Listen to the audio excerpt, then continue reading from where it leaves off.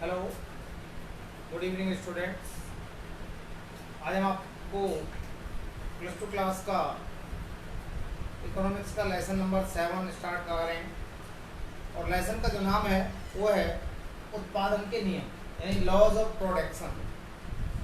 Laws of production में हम दो चीज़ें पढ़ेंगे, कारक के प्रतिफल और पैमाने के प्रतिफल, रिटर्न टू फैक्टर और रिटर्न टू स्केल।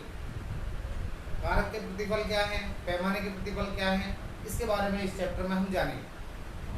देखिए, सबसे पहले जो लास्ट चैप्टर था 6 चैप्टर, उसमें आपने पढ़ा, जो 6 चैप्टर हमने पढ़ा था उत्पादन फलन और उसकी विभिन्न धारणाएं, प्रोडक्शन फंक्शन। उसमें पढ़ा कि प्रोडक्शन के जो फिजिकल इनपुट होते हैं और फिजिकल आउटपुट होता है, उसके जो बीच में जो रिलेशन होता है, it is called production function. यानी उत्पादन के भौतिक साधनों और भौतिक उत्पादन यानी उन साधनों की सहायता से जो उत्पादन किया जाता है, उनके बीच में जो संबंध होता है उसी को हम उत्पादन फलन कहते हैं। ठीक है, इसके साथ ही हमने ये पढ़ा कि प्रोडक्शन फंक्शन दो तरह का होता है। एक होता है शॉर्ट रन प्रोडक्शन फंक्शन और दूसरा होता है लॉन्ग रन प्रोडक्शन फंक्शन। तो शॉर्ट रन प्रोडक्शन फंक्शन में पढ़ा कि एक प्रोड्यूसर जो है अपने प्रोडक्शन को जब एक फैक्टर में चेंजिंग करके चेंज करता है तो ठीक है, उसे हम शॉर्ट रन प्रोडक्शन फंक्शन कहते हैं। और जब एक प्रोड्यूसर अपने सभी रिसोर्सेज को चेंज करके प्रोडक्शन में चेंज करता है तो उसे लॉन्ग रन प्रोडक्शन फंक्शन कहते हैं। तो इसके बाद हमने जाना कि उत्पादन को बढ़ाने के लिए अल्पकाल में केवल एक साधन को परिवर्तनशील साधनों के अधिक प्रयोग पर निर्भर रहना पड़ता है। यानी अल्पकाल में हम केवल एक रिसोर्स पर, एक साधन पर, एक फैक्टर पर डिपेंड होते हैं प्रोडक्शन को चेंज करने के लिए। और दीर्घकाल में अगर प्रोडक्शन को चेंज करना है तो सारे साधनों को हम चेंज कर सकते हैं।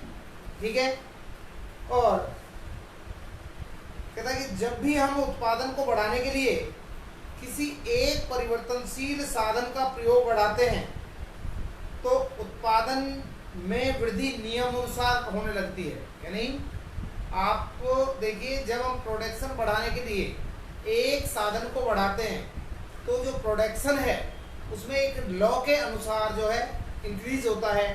ठीक है, इसी प्रकार जब लॉन्ग रन में हम प्रोडक्शन को बढ़ाने के लिए सभी साधनों में एक निश्चित अनुपात में वृद्धि करते हैं तो उससे ठीक है कुल उत्पादन में जो परिवर्तन होता है, ठीक है, वो एक नियम के अनुसार ही होता है, इसलिए इसे उत्पादन के नियम कहते हैं।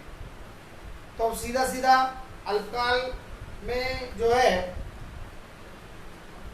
अल्पकाल से संबंधित जो उत्पादन के नियम होते हैं उन्हें साधन के प्रतिफल कहते हैं और दीर्घकाल से संबंधित जो उत्पादन के नियम होते हैं उन्हें पैमाने के प्रतिफल कहते हैं। यानी law of production relate to short period is called return to factor और law of production relates to long period is called return to scale. Clear? तो हम अब इन पर आते हैं। सबसे पहले कि कारक के प्रतिफल क्या होते हैं। तो देखिए, कारक के प्रतिफल क्या है कि जब यदि एक उत्पादक उत्पादन की मात्रा में परिवर्तन करना चाहता है, अगर एक प्रोड्यूसर अपने प्रोडक्शन में चेंज करना चाहता है तो वह ये जो उत्पादन में परिवर्तन है, दो तरह से उत्पादन में परिवर्तन कर सकता है। मींस अगर प्रोड्यूसर प्रोडक्शन को चेंज करना चाहता है तो उसके पास दो ऑप्शन होते हैं। एक ऑप्शन तो होता है कि वो अपने सारे, एक ऑप्शन तो होगा कि वो केवल एक फैक्टर को चेंज करे, बाकी को कांस्टेंट रहने दे। एक दूसरा ऑप्शन और होता है कि वो अपने सारे फैक्टर्स में चेंजिंग कर दे। लेकिन शॉर्ट पीरियड में हम जानते हैं कि सभी साधनों में चेंज नहीं किया जा सकता, इसलिए एक साधन में परिवर्तन करके ही परिवर्तन किया जा सकता है। ठीक है, अतः यदि उत्पादक उत्पादन में परिवर्तन, हम पढ़ रहे हैं कारक के प्रतिफल, रिटर्न टू फैक्टर क्या होता है, यदि एक उत्पादक उत्पादन में परिवर्तन केवल एक साधन में परिवर्तन करके और बाकी साधनों को स्थिर रख करके, ठीक है, करता है, तो इसके फलस्वरूप उत्पादन के साधनों के मिश्रण का अनुपात चेंज हो जाता है, ठीक है। और तो उत्पादन और उत्पादन के कारकों के इस अनुपातिक संबंध को ही हम कारक के प्रतिफल कहते हैं। फिर से सुनिए, और a producer changes production due to change in only one factor and other factor is constant, then the ratio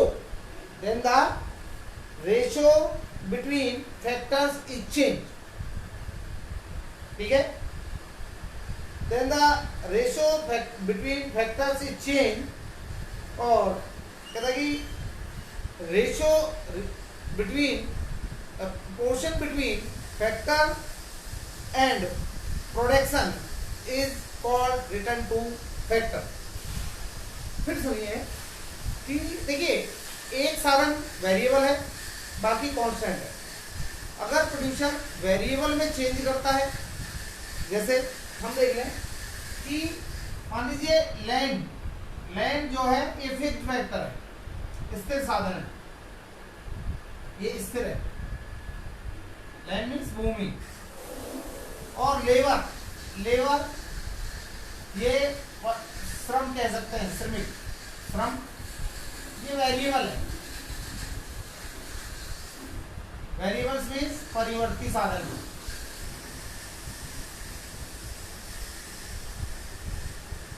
हमने कहा कि जब एक प्रोड्यूसर प्रोडक्शन के ओनली वन फैक्टर में चेंज करके, ये तो मान लीजिए कांस्टेंट है, एक मान लीजिए एक साधन स्थिर है, ये कांस्टेंट मान ले 1 1 1 1, और इसमें चेंज करते हैं, इसको मान लीजिए 1 2 3 4 5।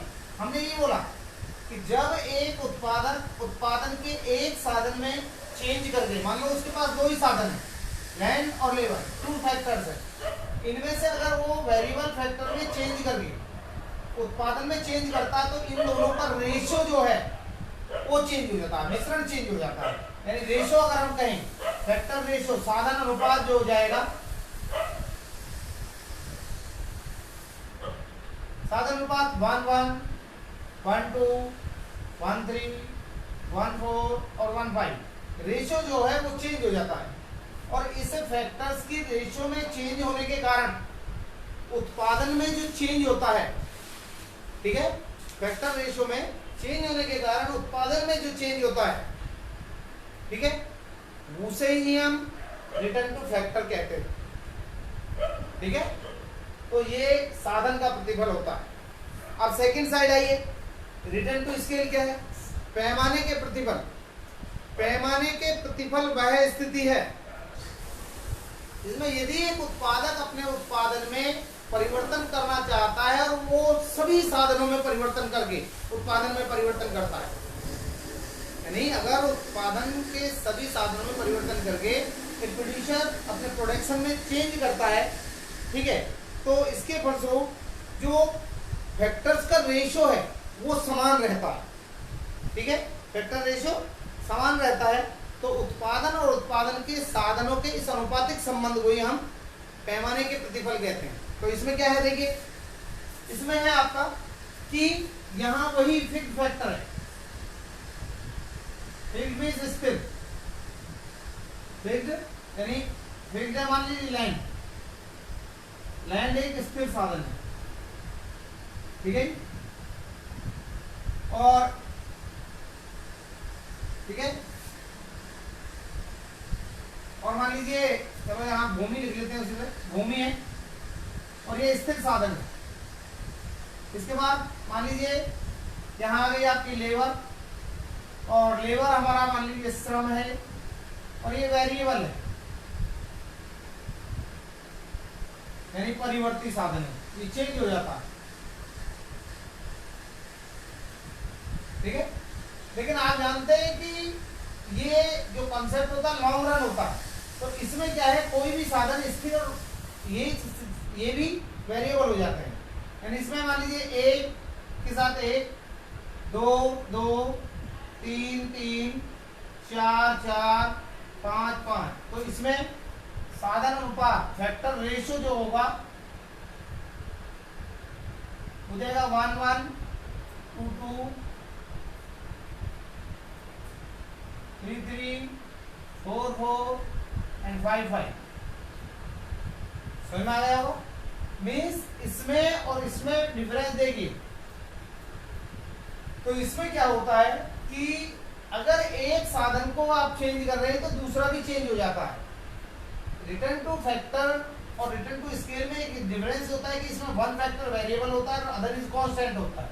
इसमें सारे वेरिएबल हो जाते हैं, इसलिए ये जो धारणा है कि स्थिर भी होता है ये कैंसिल हो जाती है। यानी कोई भी साधन स्थिर नहीं होता बल्कि सारे क्या हो जाते हैं, वेरिएबल हो जाते हैं।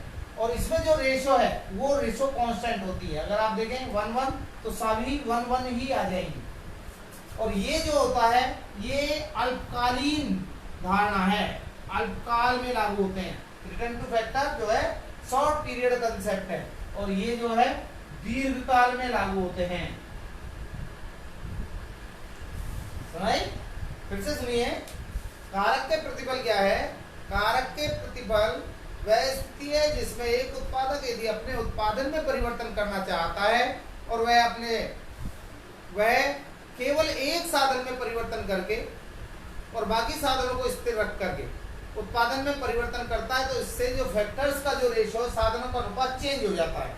साधनों के अनुपात में चेंजिंग होने से उत्पादन में जो परिवर्तन होता है उसी को हम साधन के प्रतिफल कहते हैं।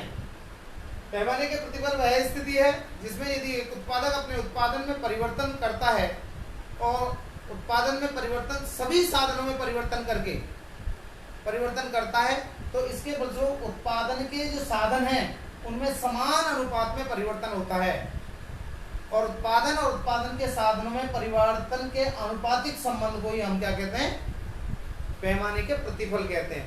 साधन के प्रतिफल जो है रिटर्न टू फैक्टर जो है शॉर्ट पीरियड कंसेप्ट है और रिटर्न टू स्केल जो है लॉन्ग पीरियड कंसेप्ट है।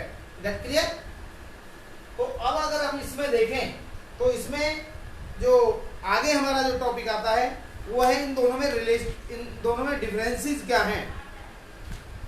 यानी अब देखिए इन दोनों में डिफरेंसेस क्या हैं तो देखेंगे अभी।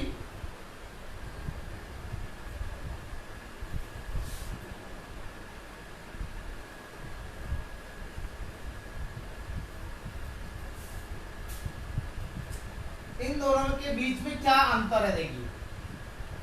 सबसे पहली बात जो है ये है आपका रिटर्न टू फैक्टर और ये है आपका रिटर्न टू स्केल। इन दोनों में डिफरेंस क्या है? ठीक है, तो सबसे पहला जो इनके बीच में जो डिफरेंस होगा, in it one factor is variable.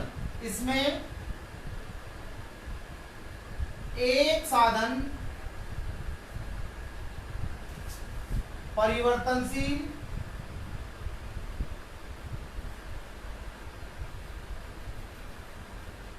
तथा बाकी साधन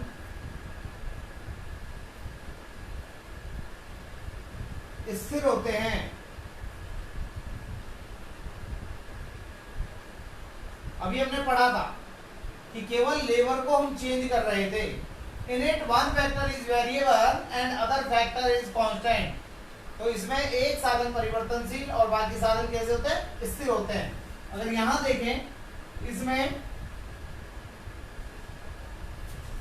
सभी साधन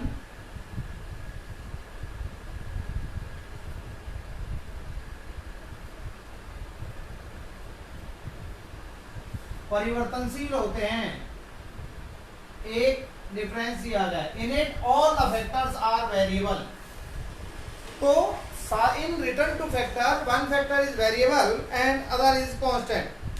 ठीक है, और in return to scale all the factors are variable. Second जो पॉइंट है वो है इसमें उत्पादन फलन परिवर्तनशील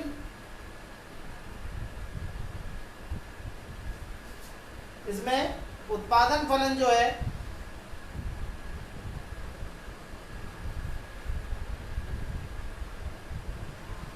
या इसमें उत्पादन फलन परिवर्तनशील अनुपात का प्रकार का होता है, यूं कहिए कारकों का अनुपात, कारकों का अनुपात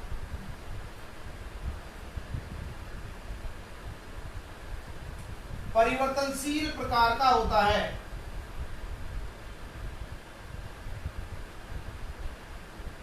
ठीक है, इसमें जो कारक फैक्टर रेशियो है वो परिवर्तनशील अनुपात प्रकार का होता है।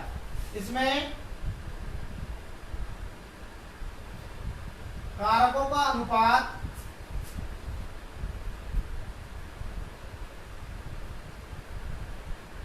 स्थिर अनुपात प्रकार का होता है।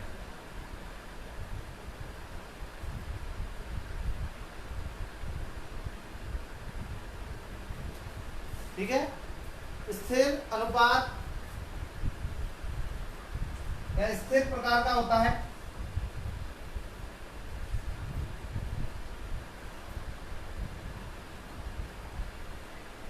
Init factor ratio is constant type, इसमें फैक्टर रेशियो वेरिएबल और उसमें कांस्टेंट होता है।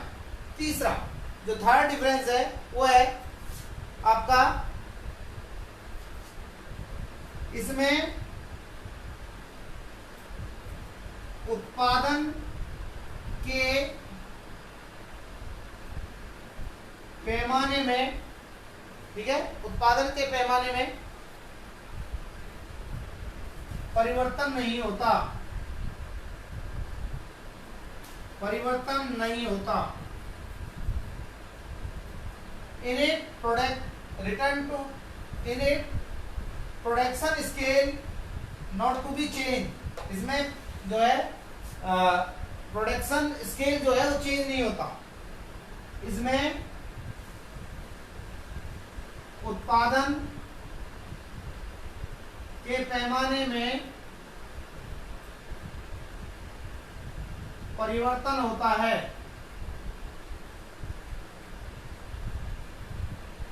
हमने पिछली क्लास में इस 6 चैप्टर में बताया था कि एक होता है चेंज इन प्रोडक्शन और दूसरा होता है change in production scale. Change in production का मतलब है कि जब आप प्रोडक्शन को वेरिएबल फैक्टर को चेंज कर रहे हैं या इंक्रीज और डिक्रीज कर रहे हैं प्रोडक्शन को, तो उसको कहते हैं चेंज इन प्रोडक्शन। यानी मान लीजिए मारुति जो उद्योग है, मारुति कंपनी है, वो केवल लेबर को घटाकर या बढ़ाकर अपने प्रोडक्शन को चेंज करे तो उसको कहते हैं उत्पादन में परिवर्तन, यानी चेंज इन प्रोडक्शन।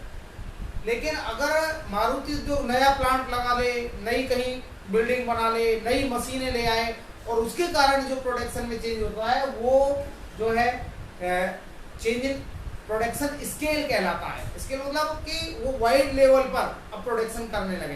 ठीक है, तो क्योंकि ये शॉर्ट रन होता है, इसमें आप जो है नई मशीनरी नहीं लगा सकते, नया प्लांट नहीं लगा सकते, तो इसमें प्रोडक्शन चेंज होता है, प्रोडक्शन स्केल चेंज नहीं होता, उसमें स्केल चेंज होता है। जो फोर्थ पॉइंट है वो है,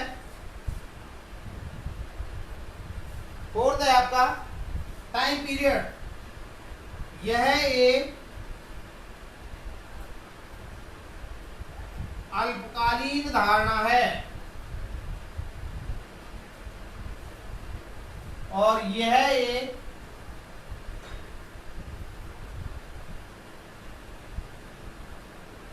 दीर्घकालीन धारणा है। It is a short period concept और it is a long period concept. ठीक है, इज दैट क्लियर?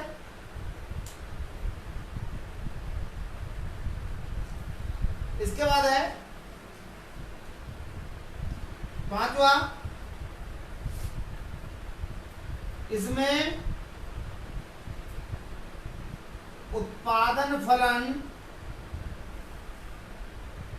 परिवर्तनशील प्रकार का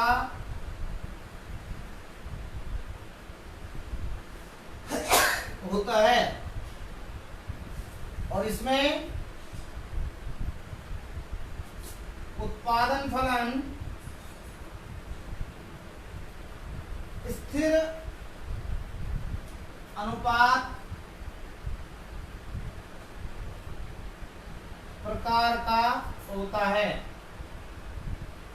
यहां भी अनुपात प्रकार लिखिए, उत्पादन फलन परिवर्तनशील अनुपात प्रकार का होता है। तो in a production function is variable type production function, और उसमें in a production function is constant type production function. ठीक है, इसमें जो पहला पॉइंट था फैक्टर रेशियो जो है कांस्टेंट टाइप होती है, इसमें फैक्टर रेशियो वेरिएबल टाइप होती है। अब इसमें अगर मान लीजिए हम कि बेस और लिखने होते हैं आपको, तो बेस में आपको यहाँ कारकों की संख्या यानी नंबर ऑफ, ठीक है, फैक्टर्स, ठीक है, नंबर ऑफ फैक्टर्स, कारकों की संख्या ये लिख सकते हैं, नंबर ऑफ फैक्टर्स। दूसरा फैक्टर रेशियो यानी कारक अनुपात। थर्ड आप लिख सकते हैं पैमाने में परिवर्तन, पैमाने में परिवर्तन। चौथा लिख सकते हैं समय अवधि, और लास्ट लिख सकते हैं उत्पादन फलन का प्रकार। तो ये आपके 4 डिफरेंसेस आपकी एग्जाम में आते हैं और बहुत इंपॉर्टेंट क्वेश्चन है।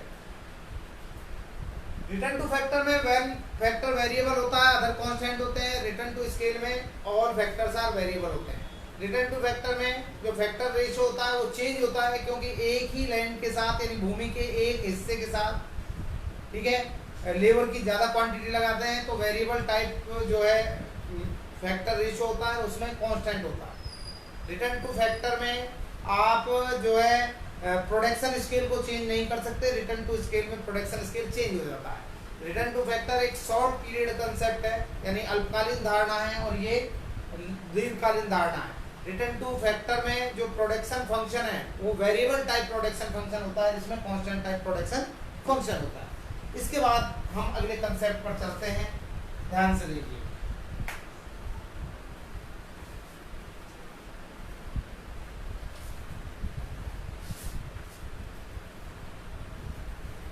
अब जो हमारा नेक्स्ट टॉपिक है बेटा, वो है आपका, देखिए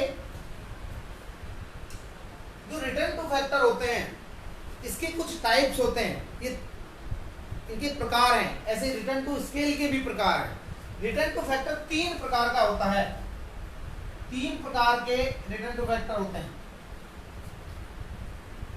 3 टाइप्स हैं रिटर्न टू फैक्टर के। पहला है साधन के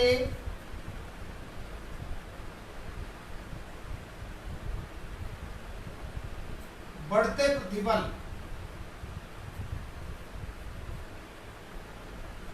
और दूसरा है समान प्रतिफल, और तीसरा है घटते प्रतिफल। तो 3 टाइप्स होते हैं साधन के। Increasing return to factor, increasing return to factor, constant return to factor,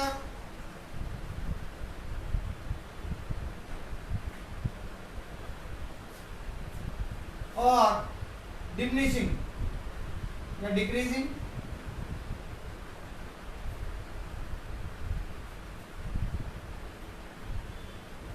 ये 3 टाइप्स के जो है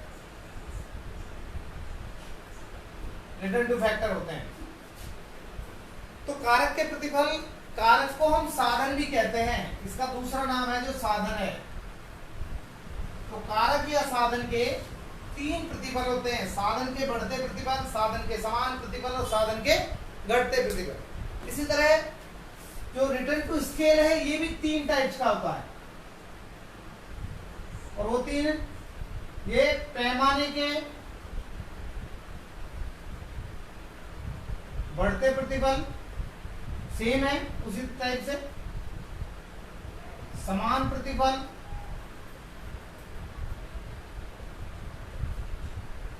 और घटते प्रतिबल, यानी इंक्रीजिंग रिटर्न टू स्केल और कांस्टेंट रिटर्न और डिमिनिशिंग या डिक्रीजिंग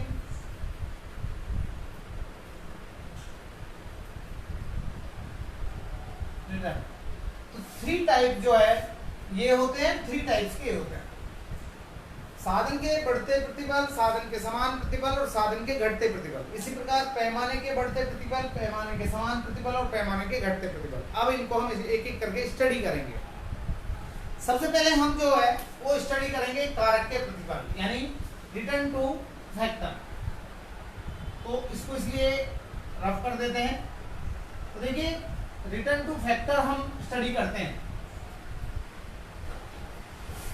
और इसमें पहला हम पढ़ते हैं साधन के प्रतिबल में साधन के बढ़ते प्रतिबल। तो देखिए साधन के बढ़ते प्रतिबल वह स्थिति है, साधन के बढ़ते प्रतिबल यानी साधन के, पहला है साधन के बढ़ते प्रतिबल, पूरा बनाएंगे तो इंक्रीजिंग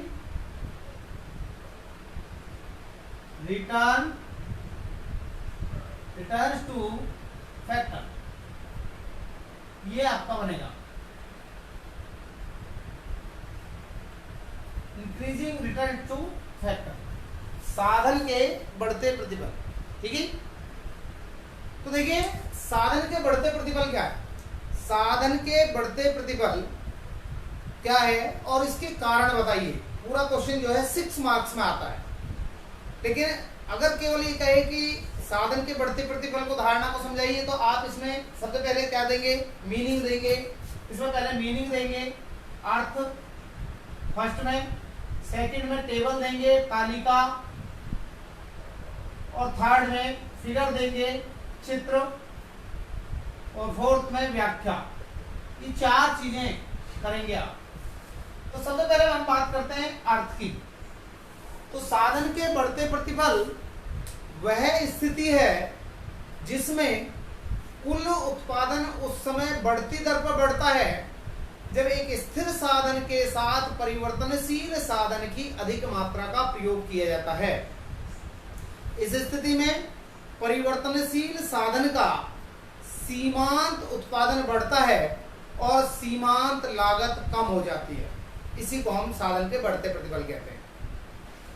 अब आप कहें जी आपने क्या समझा दी, तो देखिए increasing return to factor is a situation in which TP increase at increase rate when more and more variable factors are employed with a fixed factor. In this situation, where marginal production of variable factor are increased and marginal cost is decreased. Marginal जो production है वो बढ़ेगा लेकिन marginal cost घट जाएगी। तो देखिए ये स्थिति क्या है, अब थोड़ा इसको बताते हैं। अभी जो हमने मीनिंग अगर हमने ठीक से याद किया तो टेबल बड़ा इजी है। तो हमने बताया टेबल अगर हम देखें तो देखिए टेबल देखते हैं, टेबल से जरा एक्सप्लेन होगा। देखिए यहाँ आपका लैंड यानी भूमि और यहाँ लेबर और यहाँ टीपी। हम कह रहे हैं ये वो स्थिति है जिसमें अगर एक फिक्स फैक्टर लैंड की मान लीजिए 5 क्वांटिटी और इसके साथ जब वेरिएबल फैक्टर की ज्यादा मात्रा लगाते हैं, जब एक स्थिर साधन यानी ये है स्थिर साधन भूमि के साथ परिवर्ती साधन परिवर्तनशील साधन, ठीक है, श्रम की जब मात्रा ज्यादा लगाएंगे तो इसके कारण टीपी जो है वो बढ़ती दर पर बढ़ेगा। मान लीजिए बढ़ती दर पर बढ़ने का मतलब क्या है, शुरू में 2 था, जब 1 हेक्टेयर लैंड के साथ 1 लेबर लगाई तो प्रोडक्शन हुआ 2, और 2 लगाई तो आप क्या करेंगे, हर बार बढ़ा करके इसको बढ़ाएंगे, टीपी को इंक्रीज करके ही इंक्रीज करेंगे। अर्थात कहने का मतलब है पहले आपने जितना भी माना हर बार उससे ज्यादा बढ़ाइए, यानी यहाँ 2 रखा है आपने तो अगले टाइम से आप 3 बढ़ा के चलिए। 2 और 3 कितना हुआ, 5, इसके बाद 9, उसके बाद यानी यहाँ 3 का गैप है, यहाँ 4 का गैप है, इसके बाद 5 यानी 14, उसके बाद 20, ठीक है। और हमने कहा इस स्थिति में वेरिएबल फैक्टर का मार्जिनल प्रोडक्शन है वो बढ़ जाता है। बढ़ कैसे, देखो 2, इसमें से इसको घटाइए, ये 3 आ गया, यहाँ से माइनस करेंगे ये 4 आ गया, यहाँ से माइनस करेंगे 5 आ गया, यहाँ से माइनस करेंगे 6 आ गया।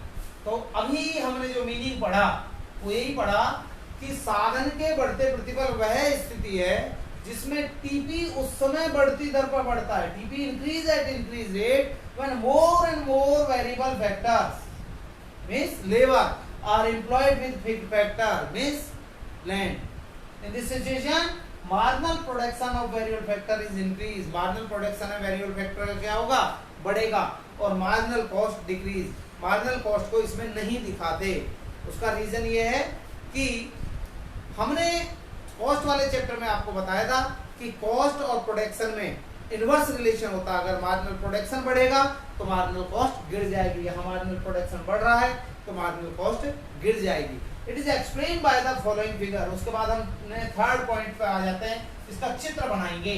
और चित्र कैसे बनाएंगे, तो चित्र देखिए, चित्र आपके 2 बनेंगे, एक ये हो गया और एक ये हो गया, दोनों चित्र बराबर में आपने बनाने हैं। यहाँ पर आप टीपी बनाएंगे, यहाँ पर आप एनपी बनाएंगे, यानी एक टोटल प्रोडक्शन का होगा और एक मार्जिनल प्रोडक्शन का होगा, इस तरह से। तो देखिए यहाँ लेबर लेंगे 1 2 3 4 और 5, ये आपका लेबर आ गया।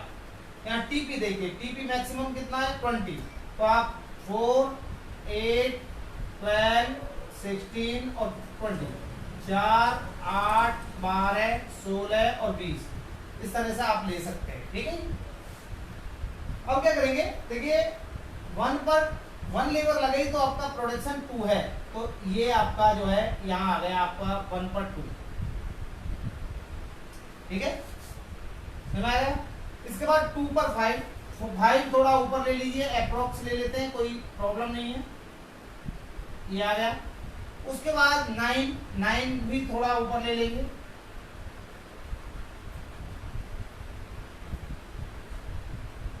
इसके बाद आपका 14 इसके बिल्कुल मिडिल में आ जाएगा,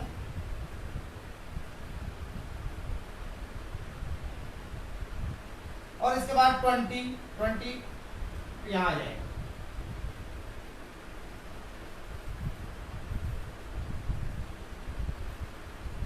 तो ये आपके पॉइंट आ गए। ये जब हम आप इनको सबको मिलाओगे तो एक कर्व इस तरह से आ जाएगा।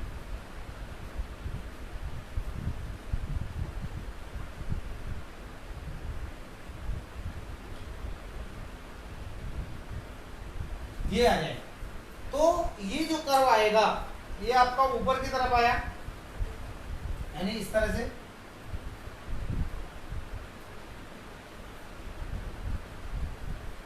इस तरह से आया, और इसको आप OQ लाइन कोई भी नाम दे सकते हैं, OQ लाइन। आप ये देख रहे हैं कि इसका झुकाव कुछ इस साइड है, इस साइड झुकाव है, तो ये इंक्रीजिंग रिटर्न टू फैक्टर को शो करेगा, यानी टोटल प्रोडक्शन जो है आपका इंक्रीज रेट से बढ़ रहा है। अब यहाँ आ जाइए, ऐसे ही यहाँ पर लेबर 1 2 3 एंड 4, 1 2 3 4 एंड 5, ये आपका लेबर आ गया। अब एमपी देखिए, तो 1 2 3 4 5 एंड 6, 1 2 3 4 5 और 6, ये आपका जो है एमपी आ जाएगा यहाँ, ठीक है। तो एक लेबर के साथ जो है लगाने से एमपी 2 है, 1 पर 2 लेबर जब आपने एक लगाई तो एमपी आ गया आपका 2, और 2 पर 3, 2 लेबर पर 3 आ गई, 3 पर 4 आ गई, 4 पर 5 आ गई और 5 पर 6 आ गई। तो आप इनको बढ़ाएंगे इस तरह से तो आप देखेंगे कि एक कर्व इस तरह से खींच जाएगा और इसको दे देंगे आप जो है, बेशक आप यहाँ मिला दीजिए और ये आ गया आपका MC। देखिए तो ये आपने 2 कर्व बनाने हैं इस टाइप से, और जो है इसको आप थोड़ा गैप का फर्क आ जाता है वरना सीधा बनेगा ये, ठीक है। इसके बाद हम इनको एक्सप्लेन करेंगे, आप इनको नंबर डाल सकते हैं कि ये A है और ये B है। आप इसको एक्सप्लेन कर सकते हैं कि इन द फिगर A में जो है TP को दर्शाया है, TP इज शोन और इट इज अपवर्ड स्लोप, ये ऊपर की ओर ढलवा है। It's so with when more and more labour are employed with fix factor, ठीक है। जब ज्यादा लेबर लगाई जाती है फिक्स फैक्टर लेंथ के साथ तो टीपी इंक्रीज होता है इंक्रीज रेट से, ठीक है। बस 2 लाइनों में इसको एक्सप्लेन करना। एमपी मार्जिनल प्रोडक्शन है, it is continuously, MP marginal production करो, it is continuously rise, so with rise in labour, कि लेबर के बढ़ने के साथ साथ marginal production is increase. Is that clear? तो ये जो है आपका कहने का मतलब है कि साधन के बढ़ते प्रतिफल किसे कहते हैं, ये हमें समझाया गया है। इसके बाद बात आती है सेकंड, साधन के समान प्रतिफल। तो देखिए साधन के समान प्रतिफल मैं यहां बनाता हूं, थोड़ा कंपैरिजन हो जाएगा आपका। इसके कॉजेज अभी बताएंगे। तो ये फर्स्ट हो गया। अब सेकंड मान लीजिए, साधन के समान प्रतिफल, ये बी पार्ट बता रहे हैं, ठीक है, ये वाला। चलिए तो साधन के समान प्रतिफल कैसे बताएंगे? देखिए साधन के समान प्रतिफल में क्या होगा कि वही यानी कांस्टेंट रिटर्न टू फैक्टर, ठीक है, कांस्टेंट रिटर्न टू फैक्टर। तो इसमें भी वही चीजें, पहला अर्थ दे देंगे, इसके बाद टेबल देंगे तालिका, इसके बाद चित्र देंगे और उसके बाद उसका व्याख्या करेंगे, ठीक है। तो साधन के समान प्रतिफल क्या है? सुनिए, साधन के समान प्रतिफल वह स्थिति है जिसमें कुल उत्पादन उस समय समान दर से बढ़ता है। यानी इसमें और इसमें अंतर क्या है? इसमें हर बार टीपी बढ़ती दर पर बढ़ता था और इसमें कांस्टेंट रेट से बढ़ता है। जब एक स्थिर साधन के साथ परिवर्तनशील साधन की अधिक मात्रा का प्रयोग किया जाता है, इस स्थिति में परिवर्तनशील साधन का सीमांत उत्पादन स्थिर रहता है, परिवर्तनशील लागत भी स्थिर रहती है, ठीक है। तो constant return to factor is a situation in which TP increase at constant rate when more and more variable factor are employed with a fixed factor. In this situation, marginal production and marginal cost of variable factor is constant. It is explained by the following figure and table. Table देखिए, अब table की बात करते हैं। तो देखिए इसमें वही लैंड ले लेंगे और लेबर ले लेंगे। तो ये 1 1 1 ले लेंगे, 5 तक ले लीजिए और लेबर ले लेंगे 1 2 3 4 5। दोनों का टेबल कंपेयर करें आप, यहाँ टीपी ले लेंगे, यहाँ एमपी ले लेंगे। टीपी देखिए, इसमें जब हम लेबर की हर बार मात्रा को बढ़ाएंगे लैंड के साथ, तो यहाँ मान लीजिए 2 आ गया, हर बार बराबर बढ़ेगा 2 4 6 और 8 और 10। और इसमें ये 2 नीचे से माइनस करती जाइए, 2 2 2 और 2। इट मीन्स ये क्या कह रहा है? ये वो स्थिति है जिसमें अगर एक स्थिर साधन लैंड के साथ लेबर की ज्यादा मात्रा लगाते हैं हम, तो टोटल प्रोडक्शन हर बार कांस्टेंट रेट से बढ़ता है, सेम रेट से। पहले 2 था तो अगली बार भी 2 बढ़ेगा, अगली बार भी 2 बढ़ेगा। और इस स्थिति में मार्जिनल प्रोडक्शन भी क्या होता है? कांस्टेंट होता है और मार्जिनल कॉस्ट भी कांस्टेंट होता है, ठीक है। इसे फिर निम्न चित्र द्वारा दर्शा सकते हैं। चित्र बनाएंगे इसके बाद इसका हमने बताया दो फिगर बनेंगे, एक टीपी का बनेगा एक एमपी का। ये टीपी का बनेगा और ये एमपी का बनेगा। तो लेवर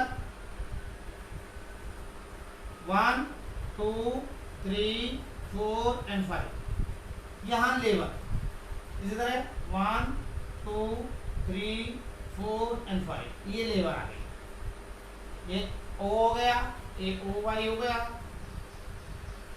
ठीक है। अब देखिए टीपी का, तो यहाँ टीपी ले लीजिए 2 4 6 8 10। तो देखिए जब एक लेवर लगाई तो टीपी हुआ 2, 1 पर 2, 2 पर 4, 4 पर 6, 6 पर 8, 8 पर 10, इस तरह से। और आप ये पाएंगे कि बिल्कुल मिडिल में ये लाइन आएगी, बिल्कुल मिडिल में जो है ओ क्यू लाइन बिल्कुल मिडिल में आएगी। इसमें और इसमें डिफरेंस क्या है, ये बिल्कुल बीच में आई है, सीधी स्ट्रेट लाइन आएगी, थोड़ा डिफरेंसेस का फर्क पड़ता है, वरना स्ट्रेट लाइन आएगी उसका झुकाव ओ वाई की तरफ। इधर क्लियर। तो ये कांस्टेंट लाइन को यानी कांस्टेंट रिटर्न को शो करती है, यानी टीपी इंक्रीज होगा कांस्टेंट रेट। अब यहाँ जाइए, ये है मान लीजिए 2, ये है आपका 2, तो 1 पर भी 2 और 2 पर भी 2, यानी ये लाइन इस तरह आ जाएगी। 1 पर भी 2 है, 2 पर भी 2 है, 3 पर भी 3 है, 3 पर भी 2 है, 4 पर भी 2 है, यानी यहाँ आ जाएगी ये ओ क्यू लाइन, ठीक है, ये क्यू क्यू लाइन।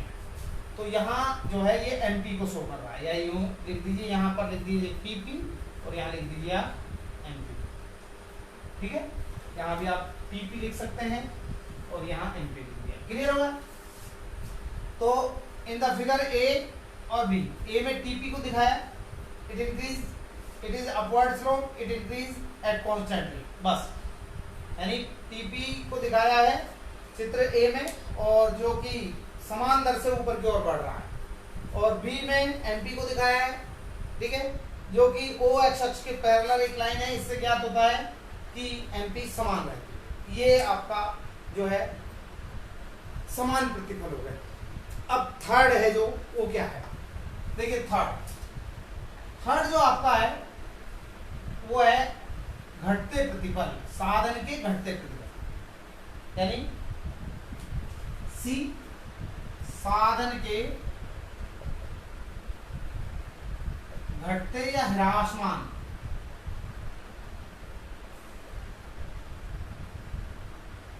यानी डिमिनिशिंग या डिक्रीजिंग रिटर्न टू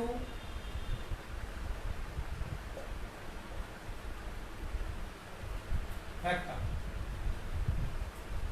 उसी तरह फर्स्ट अर्थ आ जाएगा, सेकंड टेबल आ जाएगी तालिका, थर्ड चित्र आ जाएगा और फोर्थ व्याख्या आ जाएगी।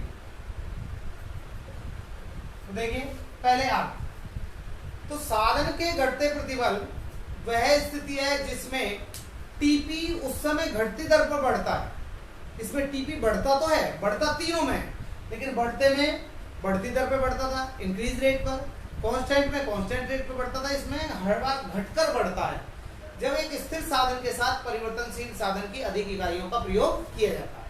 इस स्थिति में वेरिएबल फैक्टर का जो मार्जिनल प्रोडक्शन है, यानी परिवर्तनशील साधन का सीमांत उत्पादन घटता है और सीमांत लागत विपरीत हो जाएगी, उसके बढ़ जाएगी। तो it is A situation in which TP increase eight diminishing rate when more and more variable factors are employed with a fixed factor. In this situation, marginal production of variable factor is decreased and marginal cost is increased. इसे निम्न table द्वारा दिखाया है। Table देखिए कि ये land, ये labour, ये टीपी और ये एमपी, 1 1 1 1 1, इसको थोड़ा लंबा लेना पड़ेगा, पूरा बनाना है तो 2 3 4 5 6 और 7। अब देखिए जब इसके साथ इसकी मात्रा ज्यादा लगाएंगे तो टीपी मान लीजिए आप शुरू में रखिए 5, क्या यूं रखिएगा आप, चलो 5 रखिए, 5 रख गया। अगली बार इसको बढ़ाएंगे लेकिन कम बढ़ाएंगे। यह 5 है तो नेक्स्ट टाइम आप 4 ही बढ़ाइए। तो 5 4 9, 9 3 12, 12 2 14, 14 1 15, फिर 0 बढ़ाइए, 15 का 15 और ये 14। समझ में आ गया होगा। देखिए फर्स्ट टाइम आपका 5 है, सपोज कीजिए आप 3 लेते तो अगली बार 2 ऐड करते, 3 और 2 5, अगली बार 1 ऐड करते, एक 6। समझ, हर बार आप लेस करके ऐड कर रहे हैं। तो देखिए यहाँ पर आपका 5 था, इसमें से इसको 4 ऐड किया था, उसके बाद आपने 3 ऐड किया था, उसके बाद 2 ऐड किया था, 1 ऐड किया था, 0 ऐड किया था और -1। तो ये आपका इस तरह से टेबल आएगा। तो हमने जो मीनिंग पढ़ा वो यही पढ़ा कि जब एक फिक्स्ड फैक्टर के साथ वेरिएबल फैक्टर की ज्यादा मात्रा हम लगाते हैं तो टीपी हर बार घटकर बढ़ता है, डिक्रीज रेट से टीपी बढ़ता है और मार्जिनल प्रोडक्शन कम होता है, मार्जिनल कॉस्ट इसका अपोजिट हो जाती है, यानी बढ़ जाती है। इसे निम्न टेबल फिगर द्वारा दिखाएंगे। फिगर देखिए, उसी तरह फिगर आपके 2 पार्ट्स में बनेंगे। पहला पार्ट जो है वो टीपी का बनेगा और बी पार्ट जो बनेगा वो एमपी का बनेगा। तो देखिए इस तरह से यहाँ टीपी का बनेगा तो लेबर जो है 1 2 3, ठीक है।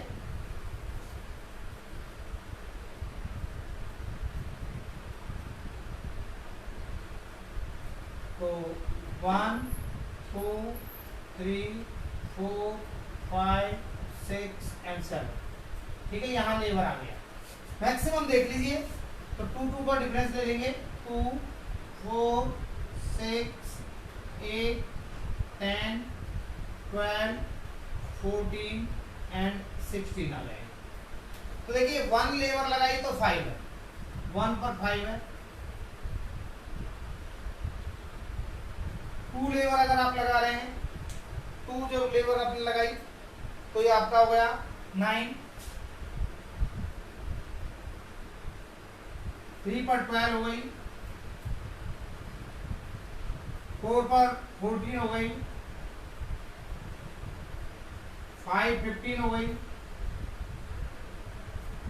5 और 6 15 हो गया और ये फिर से 14 हो गया। कुल मिलाकर के जो है आपका जो फिगर बनेगा वो इस तरह से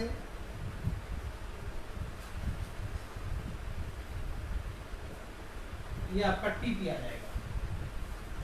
यहां देख रहे हैं आप, ये ए पॉइंट है, यहां पर टीपी मैक्सिमम होगा और इसके बाद आपका टीपी फॉल हो जाएगा। इसके बाद हम बात करते हैं एमपी की। एमपी जो बनाएंगे,